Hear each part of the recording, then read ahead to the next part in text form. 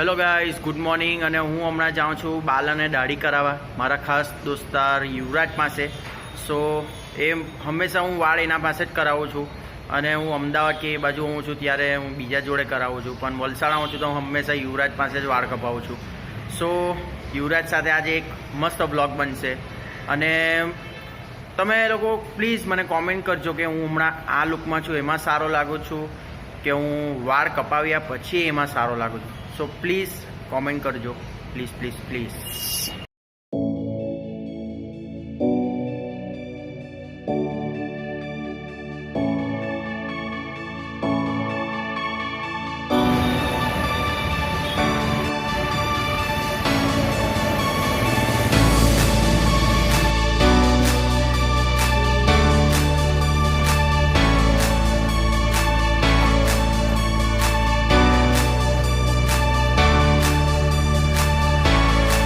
Finally આવી ગયો છે યુવરાજના શોપ ઉપર.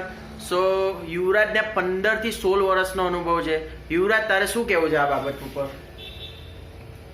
યુવરાજ નું કામ કરું છું. બરાબર. હેર કટિંગ મને સારી આવડે છે. બરાબર બરાબર. અને મારા ઘણા કસ્ટમર મારા કામથી ખુશ છે. હા, કસ્ટમરથી યાદ આવ્યું કે વલસાડના ઓલમોસ્ટ 70 to 80% કસ્ટમરો અમારા અહીંયા યુવરાજના શોપ ઉપર આવે છે. યુવરાજ, તારી શોપની કોઈ બીજી બ્રાન્ચ ખરી? બીજી બ્રાન્ચ તો નથી મારી. બરાબર. પણ ખોલવાની મારી ઈચ્છા છે બીજી. Okay okay.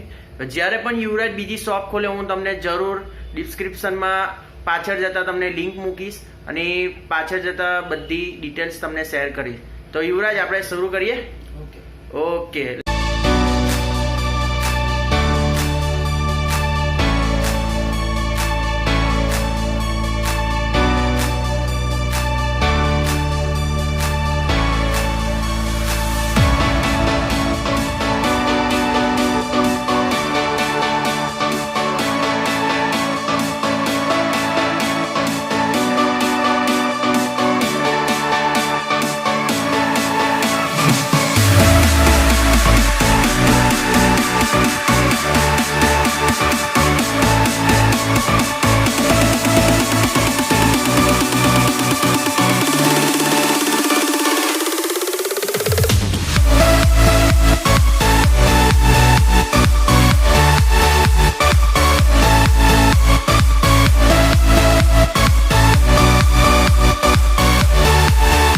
સર, કેવું લાગ્યું તમને હેરકટ?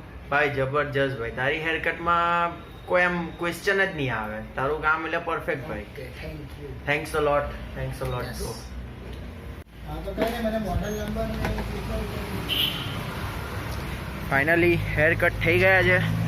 એન્ડ ખરેખર યુવરાજ બહુ જબરજસ્ત કાપ્યા ભાઈ. અને બ્લોગ જલ્દી જ આવશે. સો પ્લીઝ મારી ચેનલને લાઇક, શેર અને સબસ્ક્રાઈબ કરજો. અને વલસાડ તરફથી તો ઘણો પ્યાર મળવો જ જોઈએ. So thank you. બાય.